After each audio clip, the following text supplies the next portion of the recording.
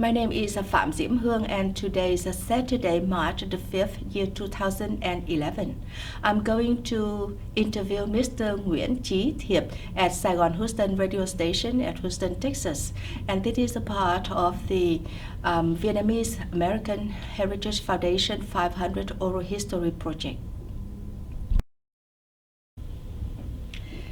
Thưa ông Nguyễn Chí Thiệp, ngày hôm nay thì Diễm Hương xin phép được đại diện cho quý anh chị ở trong Hội Bảo tồn Văn hóa và Lịch sử của người Mỹ gốc Việt để xin phỏng vấn ông ngày hôm nay về cả cuộc đời của ông từ thời thơ ấu cho tới bây giờ. Và đương nhiên là chung quanh đó sẽ có những bà con thân thuộc của đại gia đình của ông nữa. Cũng xin một số những đóng góp của ông về văn hóa và truyền thống của người Việt Nam.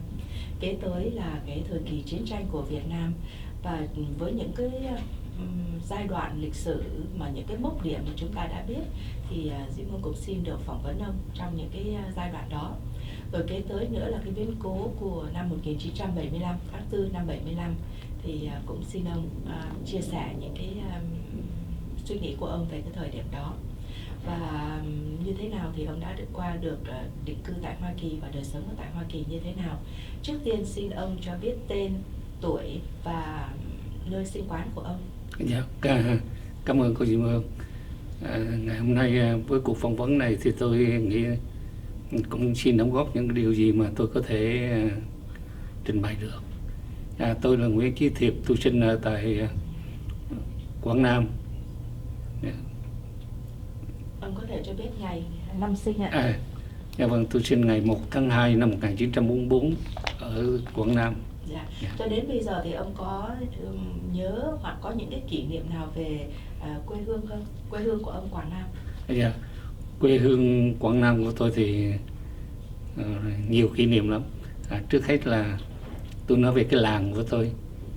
Thì làng quê của tôi, tại vì tôi cần nhấn mạnh tới, tại vì khi mà nói tới cái chiến tranh Việt Nam, mình nói tới làng Thanh Quýt, tức là cái làng nó nằm giữa Đà Nẵng và Hội An trên quốc lộ, thì hầu như bất cứ người quân nhân nào ở ngoài đó cũng biết cái địa danh đó hết. Tại vì đó là một cái chiến trường nó kéo dài trong 2 cuộc chiến. Cái làng của tôi là một cái chiến trường, tại vì nó nằm giữa Đà Nẵng và Hội An, cho nên nó có một cái vị trí đặc biệt của nó là hai bên đều muốn tranh thủ cái làng đó. Cho nên chiến tranh nó bắt đầu từ năm 1947 cho tới năm 1954, và cũng như chiến tranh nó bắt đầu từ năm 1960 cho đến năm 1975, thì lúc nào chỗ vùng đó cũng là một vùng chiến tranh rất là sôi động. Mà người quân nhân nào đã chiến đấu tại Quảng Nam đều đã được từng chiến đấu ở tại cái làng đó. Và người ta, ngay cả người Mỹ, người ta cũng viết. Tôi sau này tôi đọc sách tôi thấy rằng người Mỹ cũng có nhiều cái tác phẩm của những người Mỹ, họ đã từng đóng quân cái làng đó và họ viết cái làng đó. Đó là cái làng quê của tôi. Và tôi sống, cái kỷ niệm của tôi là cái ký ức của tôi đầu tiên của tôi là cái ngày mà làng đi tản cư. Tức là lúc đó tôi 3 tuổi, cho tới bây giờ tôi vẫn còn nhớ như in cái ngày mà gia đình đi tản cư trong cái thời kỳ mà chiến tranh chống Pháp.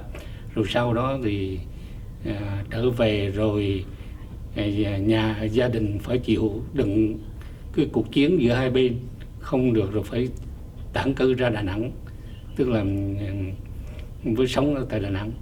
Thì đó là cái điều mà tôi luôn luôn tôi nhớ. Cho nên với những cái ký ức đó và cái điều mà tôi biết rằng cái quê hương của tôi nó đã là một cái vùng người ta gọi là vùng nghèo khó, mà nó nằm ở trong chiến tranh khốc liệt. Riêng cái làng của tôi nó là một cái địa điểm chiến tranh của cái tỉnh Quảng Nam, và tỉnh Quảng Nam nó là một vùng chiến tranh nhiều nhất của miền Trung. Điều đó dễ hiểu là bởi vì cái Quảng Nam nó bao quanh cái thành phố Đà Nẵng, mà thành phố Đà Nẵng là một cái địa điểm chiến lược của bên phe chống cộng, thì kể cả thời kỳ Pháp, kể cả thời kỳ Mỹ, bao giờ căn cứ Đà Nẵng cũng là một cái căn cứ rất là lớn. Cho nên muốn bảo vệ căn cứ Đà Nẵng thì là cái quân đội chung quanh đó rất là đông, và đồng thời bên cộng sản người ta muốn đánh thì người ta cũng đánh đó. Cho nên nhiều người phải nói rằng chiến tranh khốc liệt thì tỉnh Quảng Nam là một nơi mà chiến tranh khốc liệt nhất ở trên toàn quốc và nó kéo dài nhiều nhất. Cho nên khi mà tôi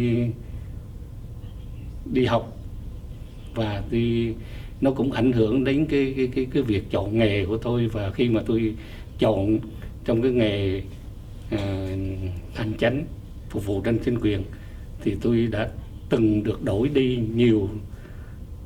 nhiều tỉnh khác nhau, nhưng mà cuối cùng bao giờ tôi cũng muốn quay về cái quê hương của tôi để làm việc.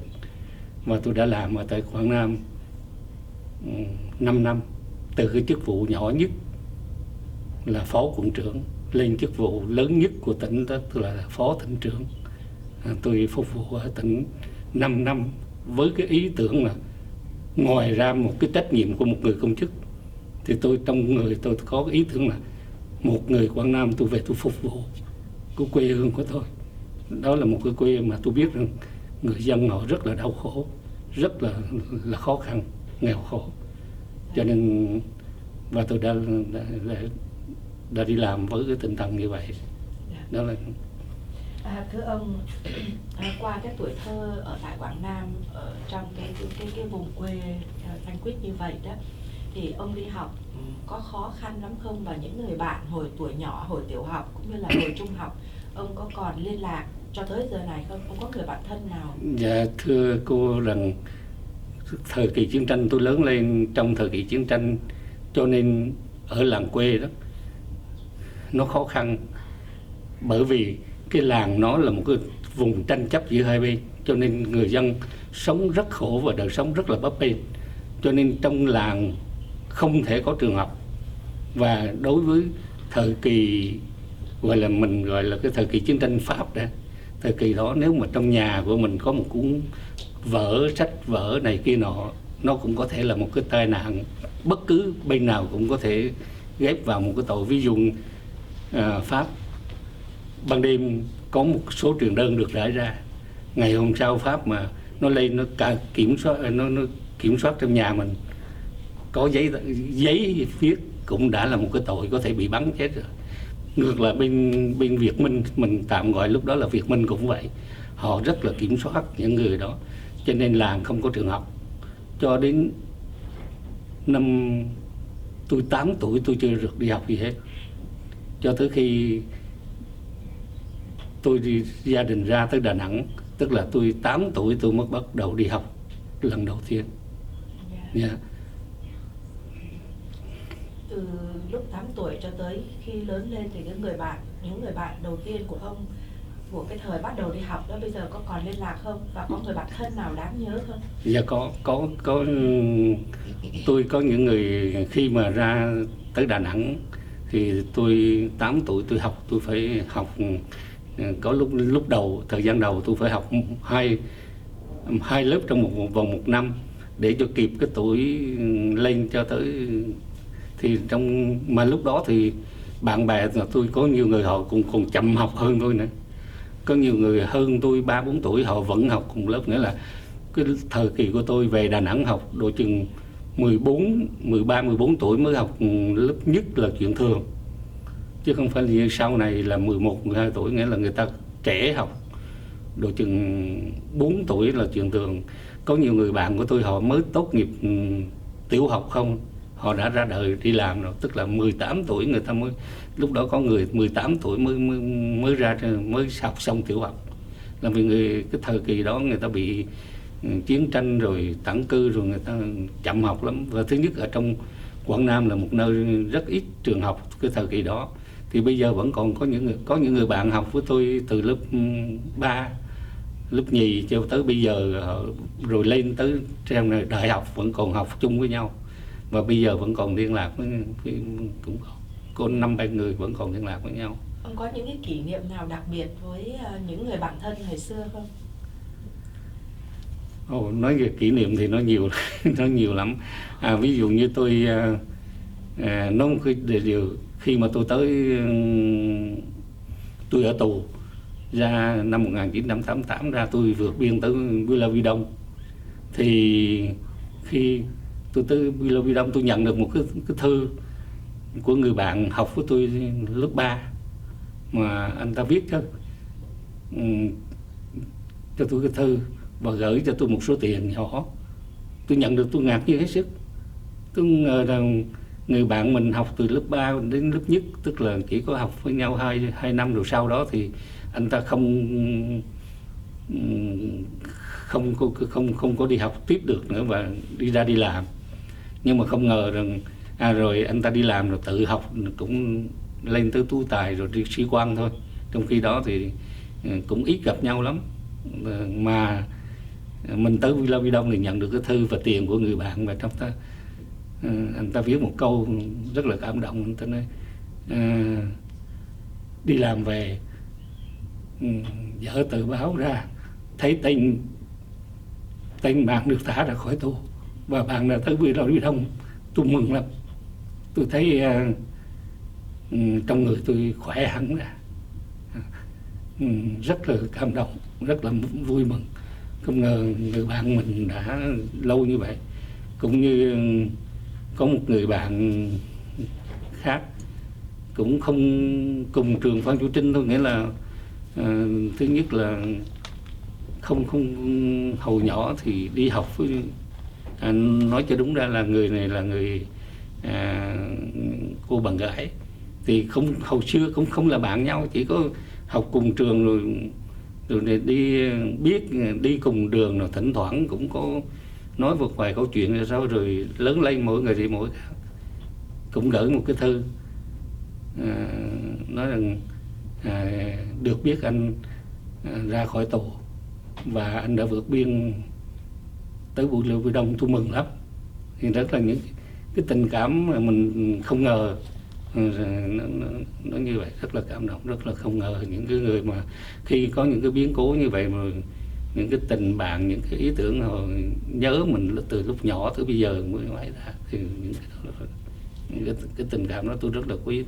Thế là thưa gia đình của ông có bao nhiêu anh chị em? Dạ, gia đình tôi thì ba mẹ tôi có người chị gái và 8 anh em trai, tức là 9 chị em. Ông có những cái kỷ niệm nào đặc biệt đối với các chị hay các anh em của ông không?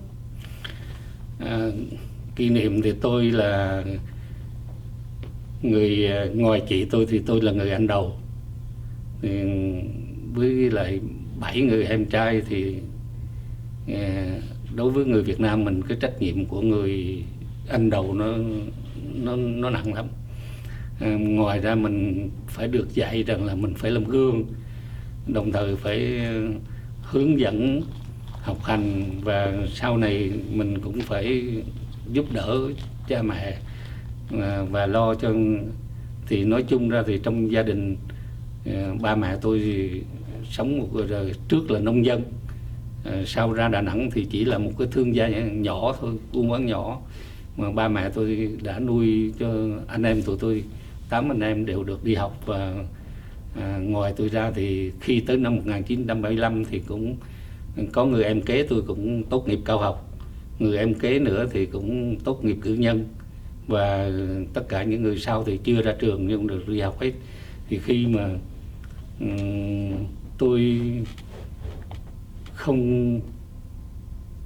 tôi ở lại và tôi bị bắt, thì đó là một cái như là một cái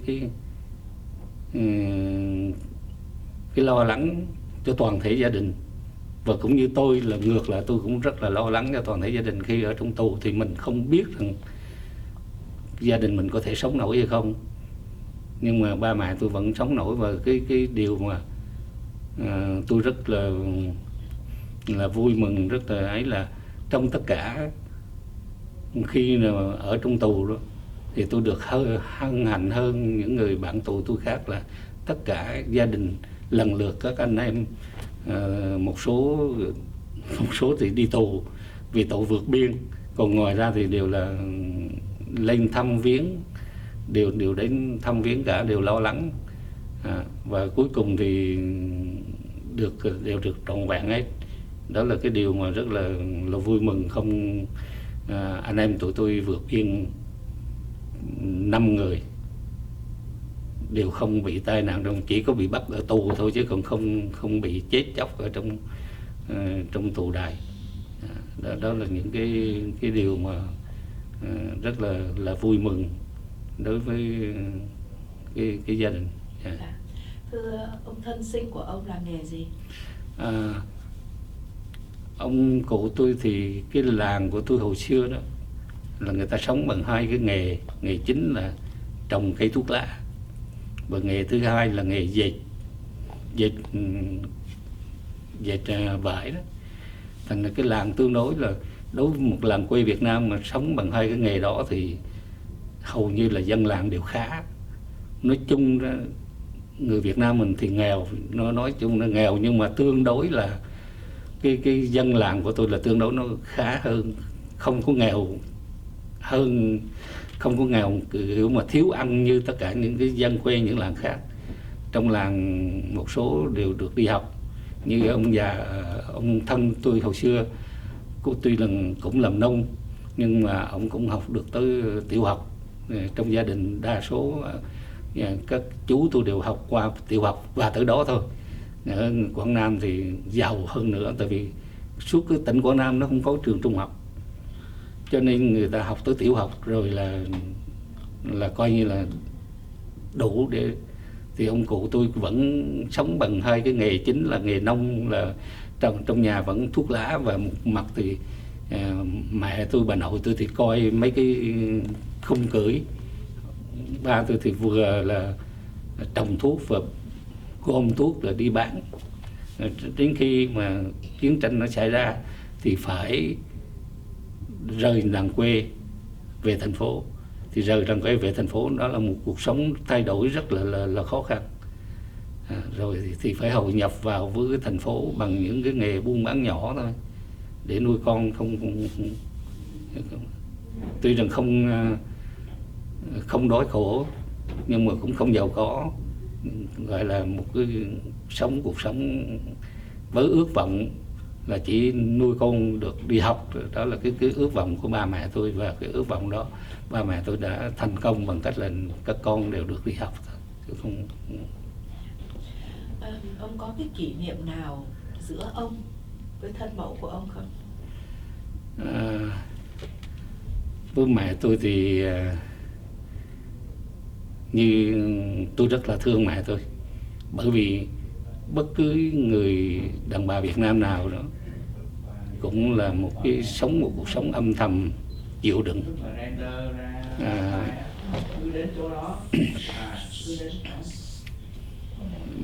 Mẹ tôi hầu như là trong nhà bà cứ làm việc, ở nhà quê thì dệt vải, ra ngoài thành phố thì buôn bán nhỏ và nuôi con, mà hầu như là mẹ tôi không có một ý kiến nào về trong nhà. Một cái trong gia đình người Việt Nam mà tôi không hiểu ở nơi khác, như ngay như ở Quảng Nam là hầu như nó đều sống như vậy. Người đàn ông quyết định hết tất cả những vấn đề gia đình, và người vợ thì chỉ có biết là tuân theo, nuôi con, thương con và làm việc trong gia đình. Đó là một cái hình ảnh mà người mẹ mà khi mà, tại vì tôi nhiều khi tôi có suy nghĩ, tôi nghĩ tôi bắt ông già tôi thì không có lỗi lầm gì hết. Ông được cái là ông cũng sống với gia đình, không có một cái lỗi lầm nào của người đàn ông khác.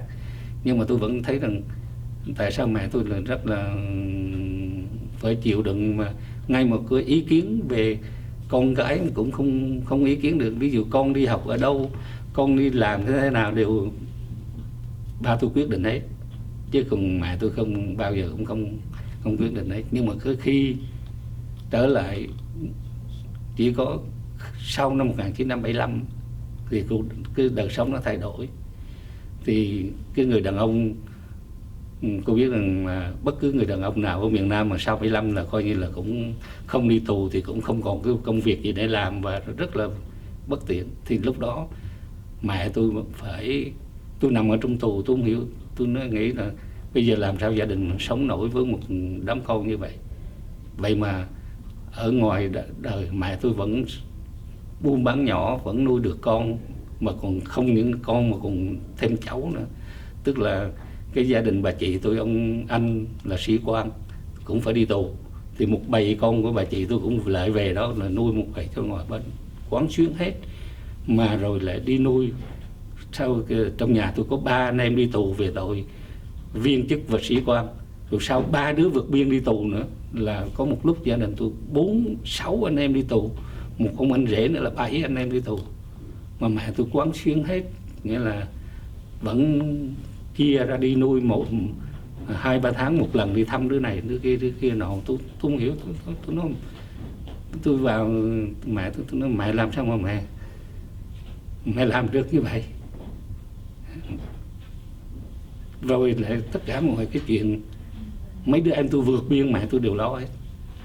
Bà chỉ có suốt ngày ở cái chợ Cồn Đà Nẵng mà buôn mua cái này bán qua cái kia bán cái nọ, một nuôi hết cả nhà, mà là cho con vượt biên. Trong khi ba tôi, con vượt biên ổng sợ lắm, ổng cứ sợ là phải chết trên biển, ổng mà mẹ tôi lần lượt hết cái này bà gửi đi vượt biên, hết đứa kia vượt biên. Trong gia đình tôi gầu như là bây giờ tôi có 5 anh em mà tôi ở đây, và mấy đứa cháu đều là vượt biên cả, mà do một bàn tay của mẹ tôi gầu hết và lo hết. Nên tôi lạ lùng. Rồi đến khi tôi ở trong tù thì mẹ tôi chết.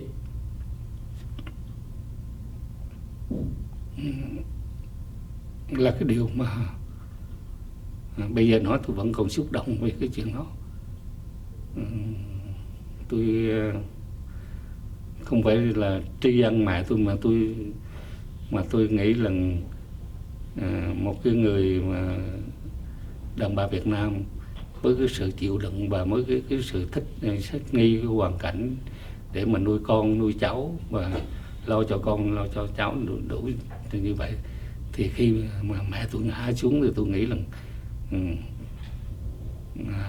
mẹ tôi đã kiệt lực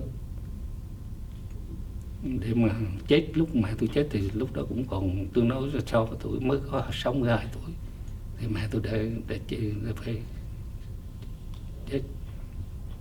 Sau khi mẹ ông mất thì bao lâu ông ra tù? Yeah. Sau khi mẹ ông mất thì bao lâu thì ông ra tù?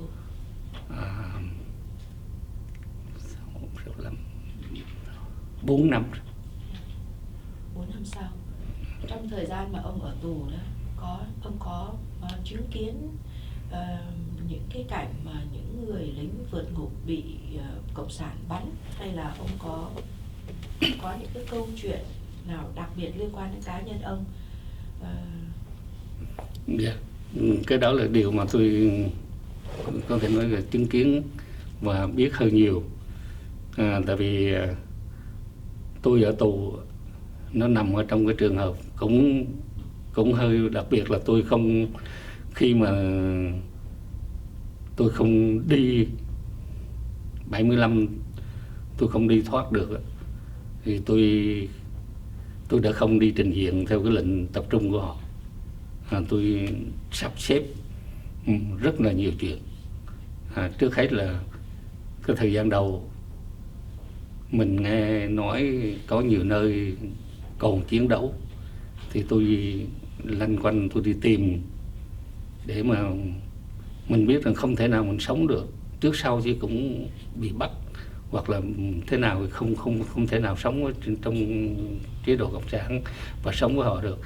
Thì sau một năm, gần một năm thì không thể nào, những cái chuyện mà người ta nói chỗ này chiến đấu chỗ kia chiến đấu thì có thể là một vài nơi có tàn quân vậy thôi, chứ cũng không có nơi nào có tổ chức. Thành ra tôi mới nghĩ qua phải vượt biên, thì tôi mới lai hoay đi vượt biên, tìm cách vượt biên đường bộ, tìm cách vượt biên đường thủy, rồi tất cả những cái chuyện đó. Thành ra khi mà mình đi xuất hiện nhiều như vậy, tiếp xúc một vài người thì bị lộ ra và tôi bị bắt. Tôi sau 16 tháng ở ngoài trong chế độ cộng sản lâu thì tôi bị bắt. Thành ra khi vô trong tù thì tôi phải chịu một cái thời gian điều tra, tức là phải bị hỏi cung, bị điều tra dữ lắm. Thành ra tôi gần 2 năm tôi ở lanh quanh các nhà tù Phan Đăng Lưu qua tới Chí Hòa để bị thẩm vấn, điều tra. Thành ra khi tôi lên trại tù, gọi là người ta gọi là cái trại lao động, thì tôi nằm vào cái thành phần của những người phản động, tức là thành phần bị bắt sau 1975, chứ không phải thành phần của sĩ quan viên chức trình diện, mà mình là sĩ quan viên chức chế độ cũ. Thành ra mình nằm ở trong cái thành phần khi mình cái chế độ cộng sản, người tù người ta đánh giá trên người tù, chứ không phải, tức là cá nhân của người tù là quan trọng, chứ không phải là những cái điều xảy ra. Và khi mình ở trong cái hoàn cảnh như vậy đó, thì là mình bị khó khăn lắm. Tôi ở trong tù tôi bị khó khăn bởi vì là chung quanh mình những người họ lý lịch của họ rất tầm thường, người lính này kia nọ không đâu, mà người ta chỉ có làm một vài hành động, ví dụ như giữ lại khẩu súng hoặc là một vài hành động gì chống đối thôi, người ta đã bị những cái án 15, 16, 20 năm.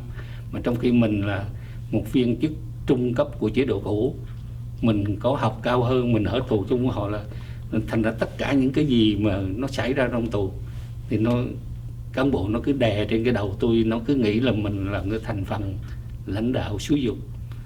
Thành ra ở đó tôi gặp rất khó khăn.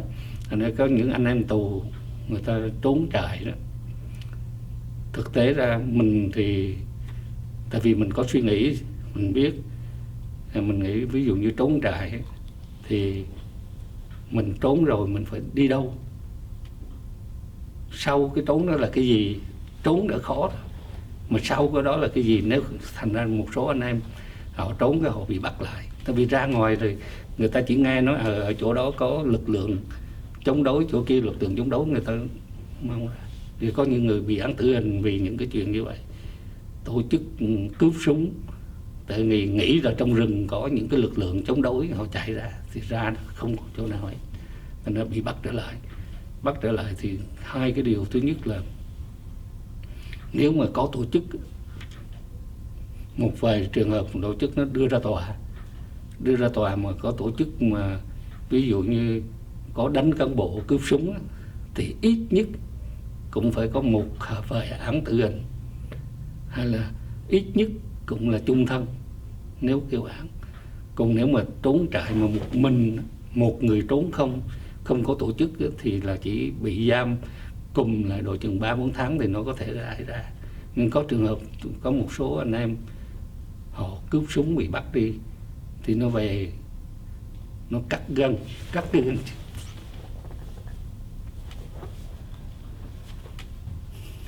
Bây giờ nói vẫn còn xúc động và chắc chị cũng thấy là dễ sợ. Nhiều người không biết được đâu. Tôi có thể nói cả rằng có nhiều người cũng đi tù, nhưng mà như mấy anh mà tù mà chưa có những trường hợp mấy anh trình diện không thấy được những trường hợp như vậy. Nó cắt gân chân để đi không được đó. Và cái thứ hai nữa là bị đánh.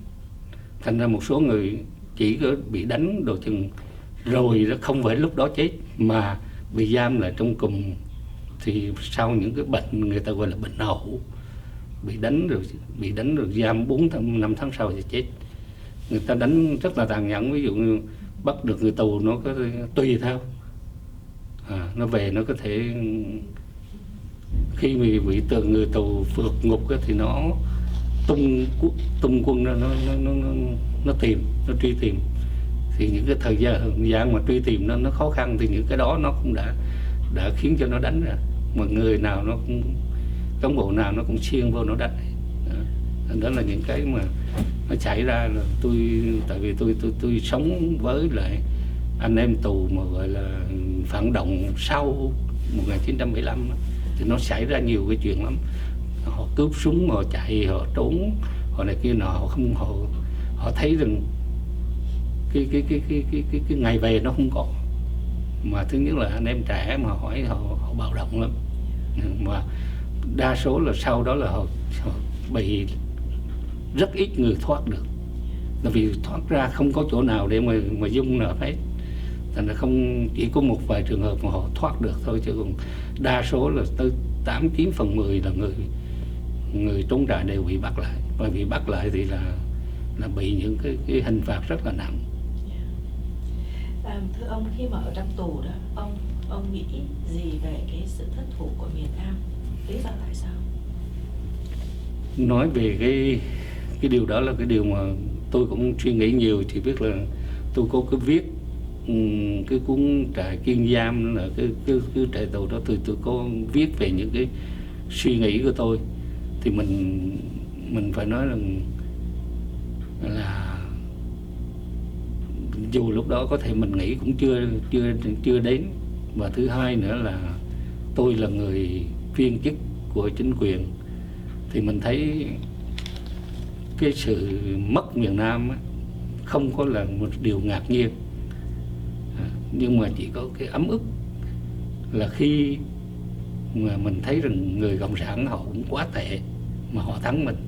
Đó là cái điều mà khiến cho mình ức, chứ không phải là tại vì tôi làm việc ở Bộ Nội vụ. Tôi có 2 năm tôi làm việc ở Bộ Nội vụ, tôi phụ tá cho ông Thứ trưởng Bộ Nội vụ. Thì tôi đi hầu như là tháng nào ông ta và tôi cũng đi khắp, đi cùng đi cái công tác cho phủ tổng thống trong khắp nước, trong chỗ nào có việc ấy, thì ông tổng thống, bên văn phòng phủ tổng thống gọi cho ông thứ trưởng cái chuyện đó phải đi tới tận nơi. Thì tôi đã thấy được rằng là cái tình thế của mình nó không còn có thể giữ được. Bởi vì lúc mà quân đội, ví dụ như thời kỳ mà tôi năm 1973 tôi còn làm ở tỉnh, từ năm 73 về bộ đó, thì hai cái thời kỳ nó thay đổi nhiều lắm. Sau cái hiệp định Paris đó, nó thay đổi nhiều lắm. Về ở cấp dưới nhiều khi không thấy được và chưa biết đó. Nhưng mà mình tiếp xúc với mấy ông tướng, tiếp xúc với mấy ông tướng vùng, thì họ lo lắng lắm. Và họ cho biết, mình biết rằng cái tương quan lực lượng càng ngày mình càng, cái tương quan nó không bằng nữa. Vì về phương diện quân sự mình thiếu thốn đủ thứ chuyện ấy, thiếu viện trợ, quân viện không có, cho nên nó thiếu đủ thứ. Ví dụ như thời kỳ trước, thời kỳ tôi ở tỉnh đó, thì một ông tỉnh trưởng mỗi ngày bên không quân biệt phái cho một chiếc trực thăng để ông tỉnh trưởng đi công tác. Thì cho tới năm 1974, một ông tỉnh trưởng một ngày chỉ có 1 giờ bay, nó xuống đến như vậy. Không quân, pháo binh thì trung bình hồi xưa năm 1972 về trước, 73 là khi có trận chiến hay trong ngày thì người ta có đủ súng, đủ đạn để mà cover cho các đơn vị đương chiến đấu hay là ấy. Nhưng mà đây đến sau năm 73 trung bình mỗi khẩu súng mấy chỉ còn xài được chỉ được cấp 4 viên đạn mỗi ngày thôi. Ví dụ như ông tướng trưởng nói với ông ấy của tôi rằng bây giờ tôi thấy rằng ở trên đường quân Bắc Việt nó di chuyển hàng đoàn mà tôi không có quả lực để tôi chặn nó, máy bay không có đủ quả lực để đánh, mất một quận không đủ quả lực, không đủ quân để mà kiếm lại. Những điều đó là điều tôi biết từ năm 73 khi mà tôi làm ở Bộ Nội vụ, những điều tôi đã biết được. Thành ra khi mà mất mình không ngạc nhiên, vì mình nghĩ rằng mình chỉ thứ nhất là mình nghĩ rằng không biết rằng những cái điều mà nó đưa tới một cái trường hợp mình bi thảm, mình mong rằng mình nghĩ sai, mình mong rằng mình suy luận trật thôi chứ không. Nhưng mà cái đó, hoặc là mình nghĩ rằng hồi đó cũng còn hơi tin người Mỹ trước mình Mỹ, không biết chừng nào họ đây là một cái chiến lược, người ta muốn cái gì khác chứ. Rồi đặt câu hỏi chả lẽ nó bỏ mình sao? Thành ra cứ vớ vào một vài cái tin tưởng, nhưng mà với những cái điều mình thấy, những hiện tượng mình thấy, cái hiện tượng có thật mình thấy, thì mình thấy rằng thành ra nhiều khi tôi với ông sếp của tôi, ông thứ trưởng, tụi tôi đi rồi cứ lo lắng thôi, mình có đứng vững được không, đứng vững được bao lâu. Thành ra khi mà đến chừng mất thì không ngạc nhiên. Nhưng mà khi mình sống vào chế độ cộng sản và đồng thời mình cũng nghĩ rằng cái chế độ của mình nó cũng quá nhiều khuyết điểm, mình thấy rằng, và càng đi vào sống ở trung ương rồi mình càng thấy trong chế độ của mình, trong cái guồng máy của mình nó cũng quá nhiều khuyết điểm, cho nên mình thấy. Nhưng mà khi mà tiếp xúc, khi mà cộng sản nó vào, mình tiếp xúc, mình mới thấy rằng cộng sản nó còn tệ hơn mình nữa. Đó là cái đau đớn, mà đau đớn cho cả nước là mình nói. Và ngay cả tôi có một ông chú, tôi có viết trong cuốn sách, ông chú họ, ông có bằng tiến sĩ ở Nga, ông kỹ sư đi học phó tiến sĩ chứ tiến sĩ. Ông về ông làm, ông 1 tháng ở ngoài Bắc, ông đã được vào trong này rồi. Ông nói chuyện tâm tình giữa chú cháu, ông nói đừng trông về tụi nó. Ông là cán bộ cộng sản, ông nói chú là cán bộ, là đảng viên cộng sản đây, nhưng mà cháu nên nhớ là đừng có trông vì tụi nó làm gì cho đất nước mình. Cái chế độ cộng sản nó rất là tồi tệ. Thì mình càng thấy, mình thấy rồi, đau khổ là đất nước của mình nó thay bằng cái tệ, cái xấu bằng một cái tệ hơn. Nó quá tệ. Thì đó là cái điều mình đau đớn. Mình thấy là cái còn không cái nguyên, cái mà căn bản của mình đứng vững mình không có, cái căn bản của miền Nam đứng vững không có, bởi vì cái mình nó hoàn toàn lệ thuộc vào cái chính sách của người Mỹ. Mà người Mỹ thì cái chuyện này ở đây không có thời giờ để mà mình phân tích, mình nói nhiều ra nó không, mình lệ thuộc quá nhiều vào quyền lợi của họ. Mà người Mỹ thì cái ưu điểm của người Mỹ, cái này cái ưu điểm của người Mỹ đối với đất nước của họ là cái chế độ, cái chính sách của họ dễ thay đổi, và họ mạnh là vì họ thay đổi, họ rất là dễ thay đổi cái tình hình thế giới này. Một ông tổng thống, một bộ trưởng ngoại giao, họ có thể thay đổi cái chính sách rất là nhanh, họ đáp ứng được, họ điều đó là cái điều họ thắng cộng sản. Trong khi cả khối cộng sản nó bị cái nguyên tắc, nó bị cái tổ chức của nó đóng kín, cái người lãnh đạo cộng sản không thể thay đổi cho tức thời, thì người Mỹ họ thay đổi rất là nhanh. Cho nên khi mình nói cái căn bản của sự hơn thua giữa người Mỹ, nó không phải là toàn thể, nhưng mà căn bản nó, một trong những điều căn bản là người Mỹ họ rất là mau thay đổi cái chính sách của họ. Còn mình nói người Nga đi, họ không thay đổi được, thành ra cái cuối cùng lại họ đổ vỡ. Nhưng mà cái người Mỹ họ thay đổi nó thuận lợi cho cái quyền lợi của người Mỹ, nhưng mà mình đồng minh của họ là mình dễ chết. Đúng, lúc mình cần thiết cho họ thì họ giữ, lúc không cần thiết thì họ không giữ nữa. Họ có thể nói như bây giờ là khi mà ngoại giao thì họ có thể thay đổi, họ có thể trao đổi một cái quyền lợi, thì mình là cái con cờ. Mà điều này á, mình nói như vậy không có nghĩa là tôi không muốn nói như nhiều người là mình đem cái đó là mình trách là chính quyền của mình luôn bị lệ thuộc người Mỹ, chính quyền của mình là bù nhìn, nói nặng là bù nhìn, mà nói nhẹ là bị lệ thuộc. Mà phải nói rằng không thể nào không lệ thuộc được, không thể nào không lệ thuộc. Đừng có trách ông Ngô Đình Diệm, đừng có trách ông Nguyễn Văn Thiệu rằng là tại sao mấy ông lệ thuộc Mỹ, là vì cuộc đấu tranh giữa cộng sản tư bản, người Việt Nam mình nó ngoài tầm tay của mình.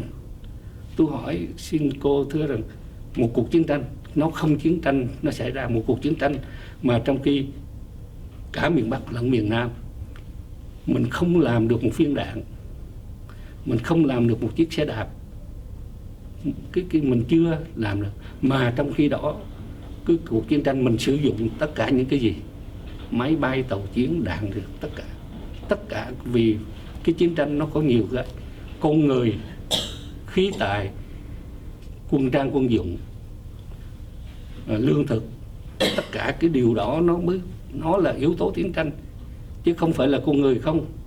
Mà mình chỉ có con người, mình chỉ máu thịt thôi.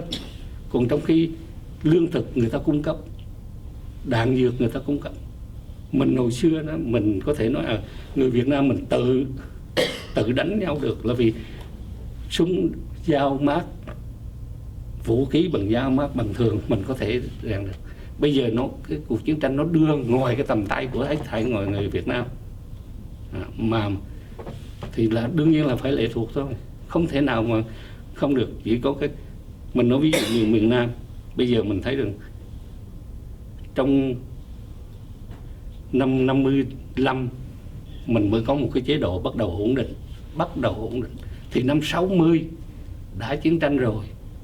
Thì trong 5 năm thời gian bây giờ mình thấy 5 năm nó quá ngắn, không đủ để mà chuẩn bị cái gì hết. Thành ra đừng có nói rằng tại sao mấy ông nó lãnh đạo dở này cái nọ.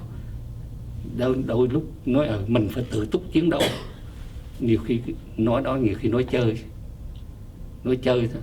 Cái giá như ở miền Bắc với miền Nam nó đánh nhau như thời Trịnh Nguyễn đi, thì cái điều đó nói được. Đánh nhau thời Trịnh Nguyễn lấy cái sức của mình, nhân lực đó, tài nguyên đó, quân trang quân dụng như thế, có thể hai bên đánh nhau không có ai can thiệp hết.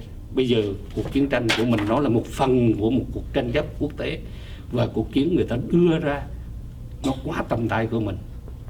Và cứ nó bây giờ nói Việt Nam, không phải một người miền Nam mình đã thất bại, nhưng mà sau sau thời đệ nhị thế chiến, khi mà có cuộc tranh chấp giữa cộng sản và tư bản, mình thấy rằng có nước nào mà đứng vững chống lại cộng sản vững?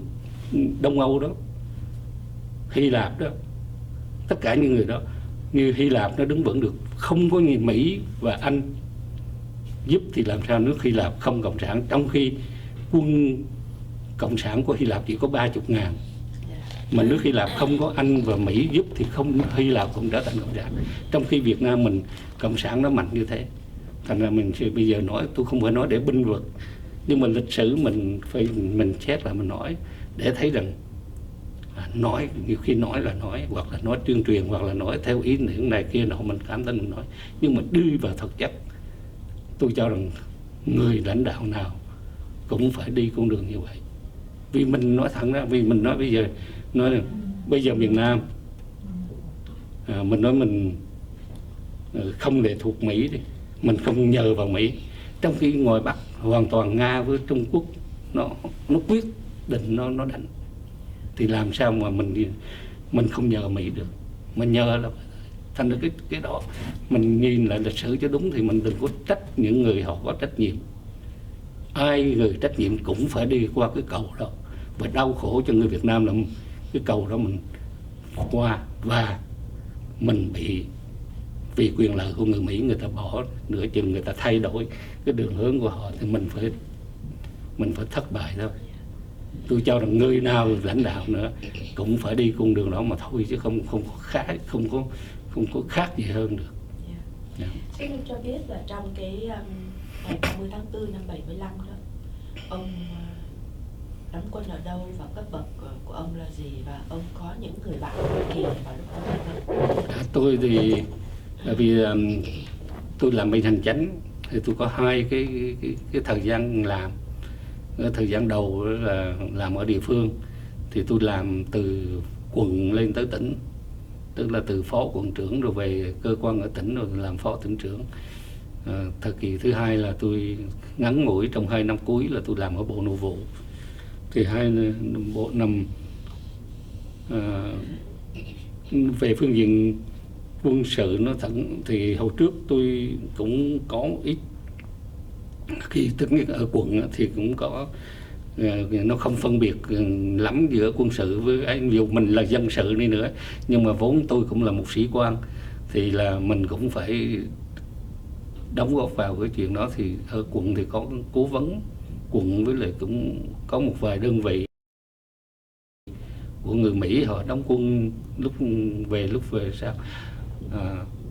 Nhưng mà rồi thì về bộ đó, thời gian về bộ thì làm về cái nhiệm vụ là tôi là phụ tá cho ông thứ trưởng Bộ Nội vụ, thì mình làm về vấn đề chính trị nhiều hơn, chứ không phải là, thì lúc đó thì chỉ trong bộ thì hết cố vấn rồi, cũng chỉ còn một vài người bạn, ví dụ như hồi xưa mấy ông làm cố vấn ở ngoài tỉnh, bây giờ làm nhân viên ở tòa đại sứ, ví dụ như ông Francis,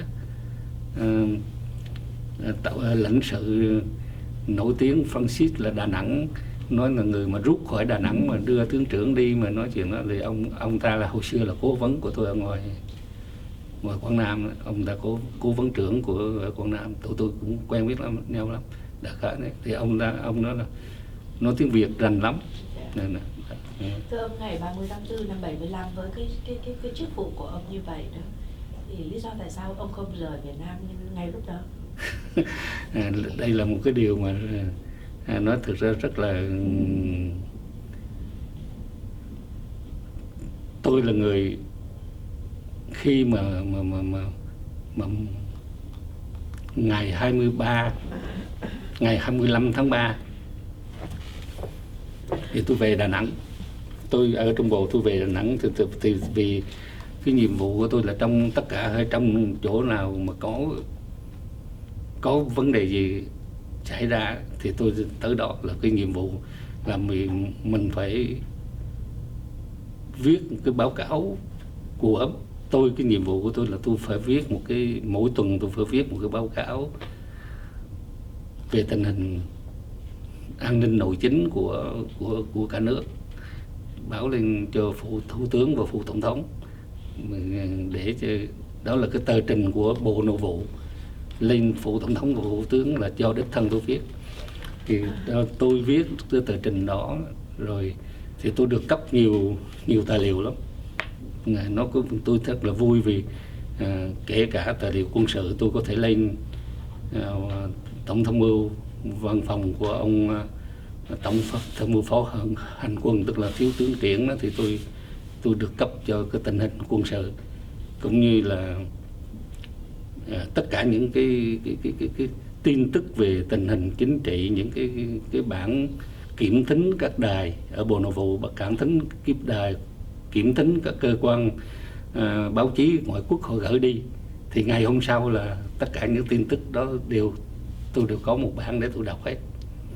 Và nếu cần, ví dụ như tờ trình của an ninh bên cảnh sát thì tôi có nếu tôi cần một vấn đề, một nhân vật nào để phải đối chiếu thêm thì tôi có thể liên lạc với chánh văn phòng của bên Bộ Tư lệnh Cảnh sát, tôi lấy. Là tức là tôi cái hân hạnh của tôi là tôi làm cái việc mà tôi có thể nắm được rất nhiều cái tin tức, và tôi cho đó là một cái điều thú vị của tôi, để tôi làm cái tổng kết, tôi trình lên tổng thống. Thành ra tình hình tôi biết nhiều lắm, cho nên và để như vậy đấy, thì nó có xảy ra ở đâu những cái biến cố gì thì tôi tới tại nơi. Vì tánh tôi không muốn làm qua báo cáo không, mà mình phải tới tận chỗ. Thành nên những cái tờ trình của mình được thượng cấp, tôi nghĩ rằng là mình làm như vậy mình có thể cung cấp cho mấy người thượng cấp họ những cái tin tức để họ chính xác, để họ có thể quyết định. Nếu ông thứ trưởng không đi thì một mình tôi đi. Thành ra tôi mới vừa ở Tuy Hòa về, trong cái chuyện rút quân từ Rận Ma Thuộc thì bay ra Đà Nẵng để coi cái tình hình ngoài đó. Lại về tôi cũng thì khi mà từ Đà Nẵng về đó là tháng 3 thì tôi nói với bạn bè tôi nó không còn giữ được nữa, vì lúc đó họ có nhiều cái tin nói là cắt ngang vị tuyến 13 ngày này kia nọ đủ thứ chuyện. Thì tôi nói với bạn bè tôi nó phải đi thôi, không cách gì mà giữ được nữa. Khi mà mất miền Trung, mất vùng 1, vùng 2 trên con mắt của tôi thì không bao giờ còn có giữ được nữa, và không bao giờ có một cái giải pháp gì để giữ một phần miền Nam mà người ta cho mất đi cả miền Trung với miền Nam về phương diện chiến lược và phương diện địa lý chính trị. Khi cả cao nguyên với miền Trung mà bị cắt đi rồi thì làm sao mà giữ được cái miền Nam. Thì đó là điều cái nhận định của tôi. Thì tôi nói với bạn bè tôi chuẩn bị để mà đi, không ở lại được và không còn giữ được nữa. Thì đó là cái, nhưng lúc đó chỉ còn 1 tháng nữa mà rất là nhiều người không tin, bị chung quanh. Rồi thì lúc đó tôi đã đưa ông cụ bà cụ tôi với mấy đứa em tôi vào sống với tôi ở Sài Gòn, và tôi nói ông cụ bà tôi chuẩn bị để ra Phú Quốc ở ngoài đó. Đó là ông bà ngoại của ngoại hay là ba má ruột? Tại vì Ba má ruột của tôi bà cụ mất từ khi tôi ở tù. khi mà Dạ. Thì, nhưng mà ông cụ tôi thì ông thứ nhất là ông có cái lo âu của ông đi, em út tôi cũng còn mấy đứa nhỏ còn đông, ông cũng có những cái lo âu. Thứ nhất là vấn đề tiền nong mình không biết qua để sống bằng cái gì. Thì bạn bè tôi họ tới họ tác động, họ cứ nói ông già tôi đi đâu, mấy ông bạn tôi ông cứ đi đâu làm sao đi. Có nhiều người ở ngoại quốc họ về, có nhiều người họ quốc về. Có cái ông bạn tôi ở Pháp, ông nói con ở Pháp này bằng cấp con cả một mới nên mà con còn không đi qua ngoại quốc mình sống không được. Còn có nhiều ông ở Mỹ về, con ở Mỹ về đi qua nó không sống được, lấy gì mà sống, ở lại bắt giữ thì ở lại không có cái. Thì ông già tôi ông nói bạn bè con nó nói vậy mà con thì con chưa đi ngoại quốc lần nào hết, con không biết, mà con đòi đi, mà con đi con mang theo cả một gia đình này, con lấy gì con sống, con làm sao con ấy. Thì ông cứ ông tác động như vậy, rồi sau cuối cùng là ông nói một câu này mà tôi ở là ông nói con ở đây con chết ba còn thấy xác của con, chứ còn con đi con chết ba biết ở đâu.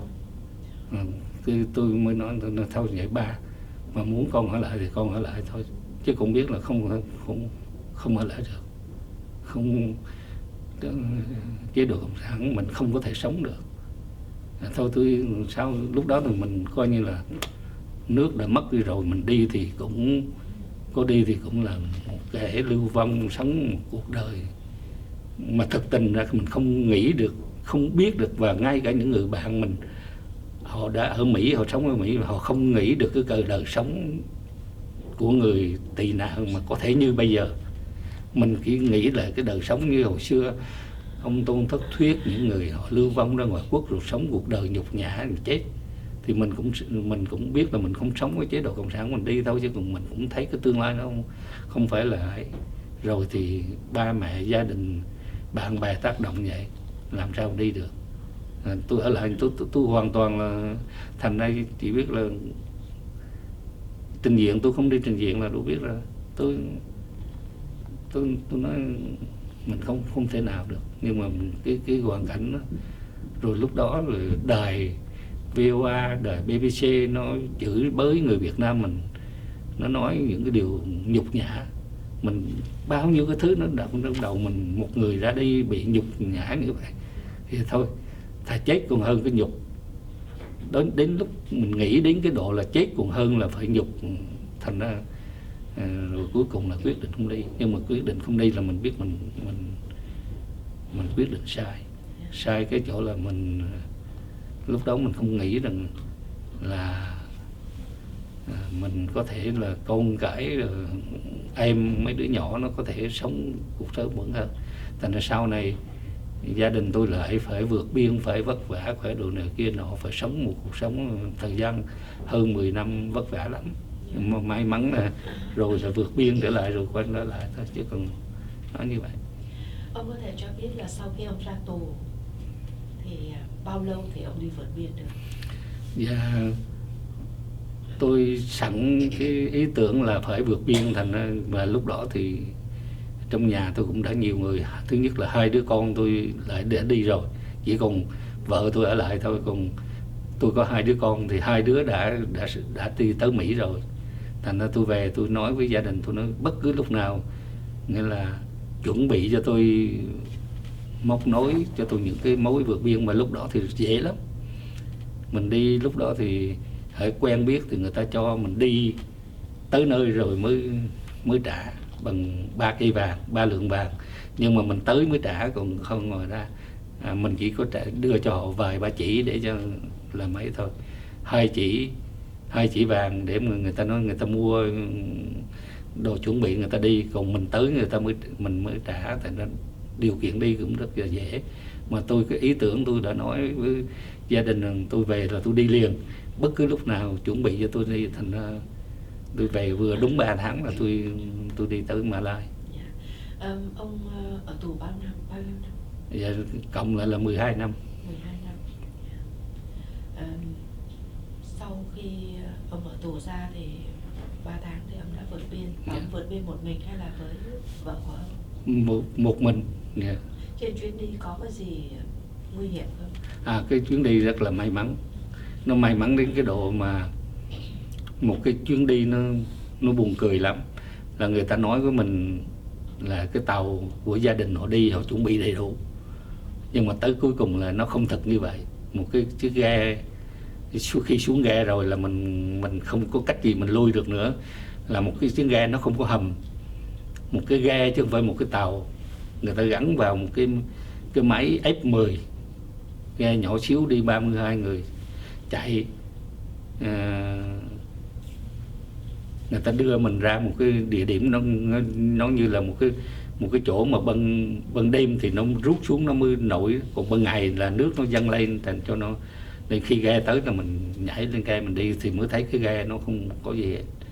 Thì thôi bây giờ hồi đó là mình chỉ có nói là phú cho may mắn thôi.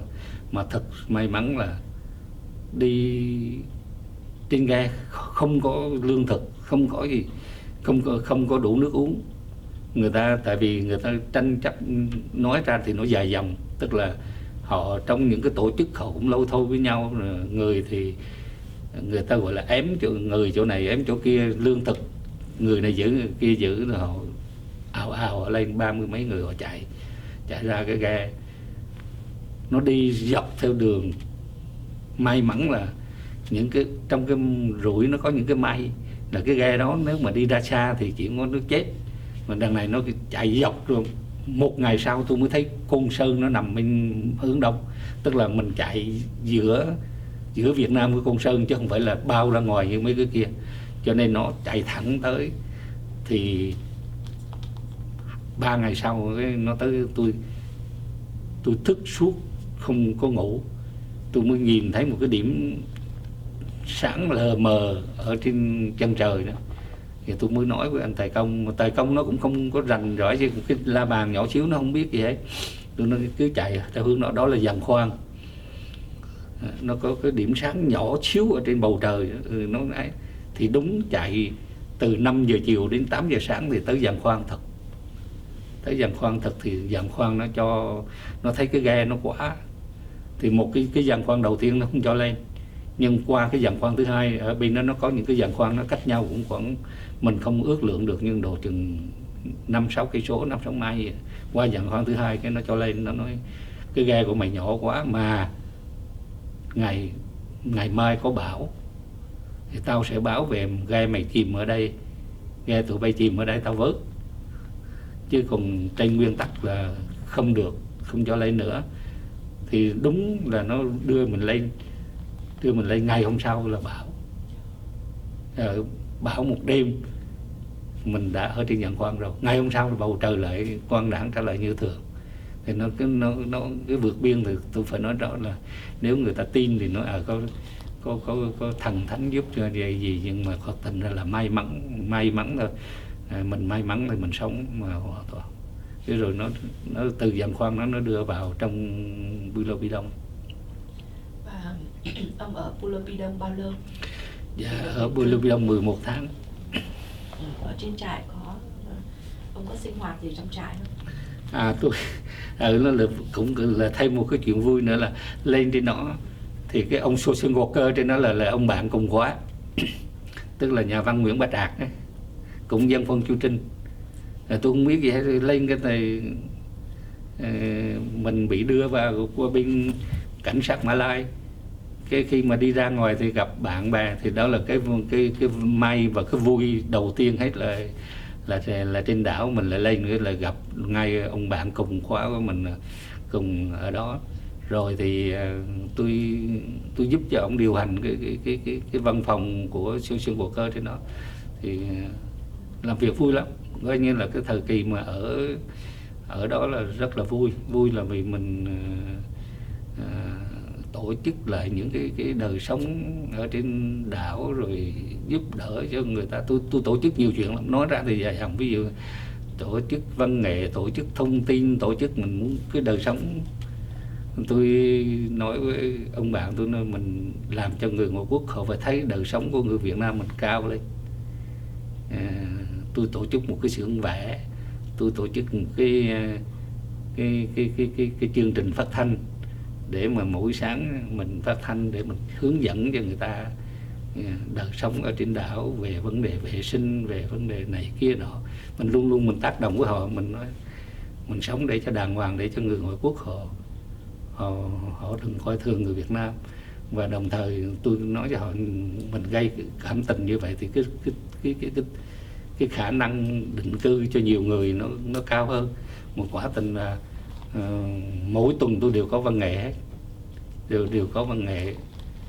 Người ngoại quốc lên đó có một cái xưởng vẽ, có một cái chỗ tôi triển lãm báo chí của người ở viết những tờ báo tường, có người dịch ra Anh văn, có người dịch ra Pháp văn trao. Một phái đoàn ngoại quốc tới rồi cảm tình lắm. Ông có một cái kỷ niệm rất là hay là ông Bộ trưởng Ngoại giao Pháp hình như ông Bimat, ông tới Tân Java, ông tuyên bố, tôi đã ngay trong đời thấy ông tuyên bố Tân Java là ông phản đối cái chương trình mà thanh lọc ấy. Hồi đó mới đưa cái chương trình ở Hồng Kông thì họ đóng cửa đó. Nhưng mà ông Bimat, ông Bộ trưởng Ngoại giao Pháp, ông nói ông không đồng ý chương trình thanh lọc.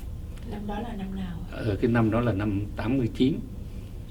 Nên tôi biết ông sắp tới, tôi mới tổ chức đón rước ông này một cách nghĩa là thật là long trọng. Thì tất cả cái gì tôi có thể tổ chức được, từ vòng hoa thế này kia nọ. Tôi tổ chức một cái đêm văn nghệ, triển lãm báo chí. Tôi nói người Pháp mình phải đánh họ vào cái vấn đề, cho họ thấy rằng cái vấn đề văn học, vấn đề của người Việt Nam mình vượt biên là người có đầu óc, chứ không phải là những người thường thường này kia nọ. Chỉ biết là lên trên đó, khi mà tôi tổ chức văn nghệ, diễn văn nghệ xong, ông lên ông hát 3 bài, để tặng ông hát 3 bài. Và ông nói rằng tôi có 100 cái chỗ đặc biệt, nghĩa là ngồi mỗi tháng trên đó người Pháp họ cho 100 gia đình đi theo cái quota bình thường, thì cứ mỗi tháng là Pháp là ít hơn mấy kia, họ chia ra. Không biết hồi trước sao, nhưng sau này ví dụ Mỹ là 50%, tới Canada với Úc là 30%, còn Pháp thì mỗi tháng 100. Thì ông nói ngoài cái 100 gia đình ngày thường, tôi có 100 chỗ đặc biệt cho các bạn. Đó là cái kinh nghiệm mà tôi thấy rằng mình, cái kinh nghiệm thứ hai, cái vui thứ hai là ở trên đảo lúc đó thì Bộ trưởng Ngoại giao của Mã Lai nó đi qua Hà Nội, nó hứa với Hà Nội là nó phải đưa người Việt Nam trở về. Hà Nội yêu cầu thì nó mới nói rằng nó cho Thứ trưởng Bộ Ngoại giao của Hà Nội qua, thì nó đòi tụi tôi phải đón, và nó thuyết phục, nó nói đây là lời hứa của chính phủ của chúng tôi với chính phủ Việt Nam, các anh phải giúp chúng tôi thi hành.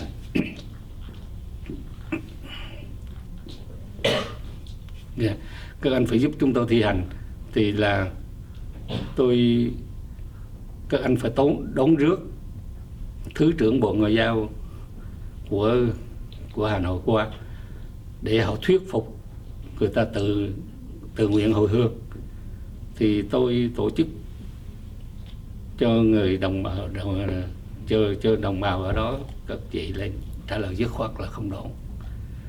Cứ xây qua xây lại đấu tranh. Tôi nói đến chừng nó các anh muốn Mã Lai nó tôi giúp các anh cả bao nhiêu năm nay, người Việt Nam tới đây, chính phủ Mã Lai đã giúp cho chúng tôi đã giúp cho các anh bao nhiêu năm, bây giờ các anh chỉ giúp cho chúng tôi giữ cái danh dự là ông Bộ trưởng Ngoại giao của chúng tôi, chính phủ của chúng tôi hứa rằng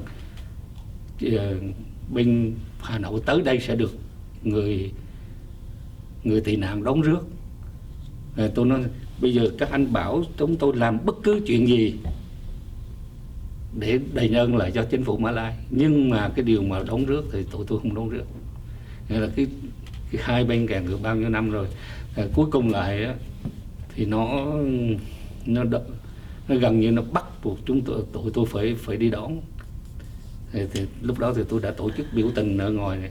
Tôi dặn ở ngoài này mấy anh đó, khi mà tôi và một cái phái đoàn của trại và mấy người lãnh đạo trại đó mà vào nói chuyện với bên chính phủ Mã Lai, với cái phái đoàn của Mã Lai nó tới đảo, nó yêu cầu, thì tôi dự trù rằng nó sẽ ép buộc. Thì tôi nói khi mà trong kia mà tụi tôi đi ra đó,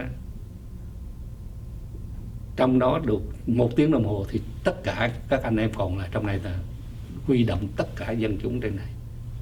Tôi đưa ra khẩu hiệu, những cái khẩu hiệu vui lắm. Tôi lấy bãi tôi may những cái cờ Mã Lai, rồi tôi đưa ra những khẩu hiệu, tôi nói tự do hay là chết, rồi Việt Nam và Mã Lai là bạn, chỉ có cộng sản là kẻ thù chung của hai nước chúng ta mà thôi. Vậy đó tôi đưa làm, và tôi tổ chức, nghĩa là tôi sợ trong đó có những cái cán bộ cộng sản mà nó vượt biên lộn xộn, tổ chức rất là tỉ mỉ ở trong đó. Khi mà Mã Lai tụi tôi hơn 30 người coi như nó lãnh đạo đưa ra, nó nói rằng thằng cha thiếu tướng cảnh sát của Terengganu, nó nói bây giờ chúng tôi bắt các anh phải đi. Thì ra khi mà nó đưa tụi tôi ra là tất cả cầu chỗ người ta gọi là cái cầu tàu jetty và tất cả dân chúng đóng hay. Thì cái thằng nó nói chẳng thà các anh làm như vậy. Chúng tôi mới trả lời với chính phủ của chúng tôi là người tị nạn ở đây họ không chịu đi và họ đã làm như vậy, chứ còn không thì tôi cũng, cái trách nhiệm của tôi nghĩa là ông thủ tướng ông giao cho chúng tôi phải làm như vậy mà bác. Các anh, đó là những cái điều mà ở trên đảo. Thì và kết quả thì thế nào? Kết quả là mình không đi, và khi mà tôi cũng nói cho họ biết là nếu mà các anh bắt chúng tôi đi thì phái đoàn Mã Lai họ tới đây thì dân chúng họ phẫn nộ, họ làm cái gì chúng tôi không trách nhiệm được. Đó, cuối cùng là không đi, và chính phủ Mã Lai nó sẽ đưa tới cái phái đoàn nó tới Marang ấy. Thì biết bên kia mình bên đông, bên kia là Marang.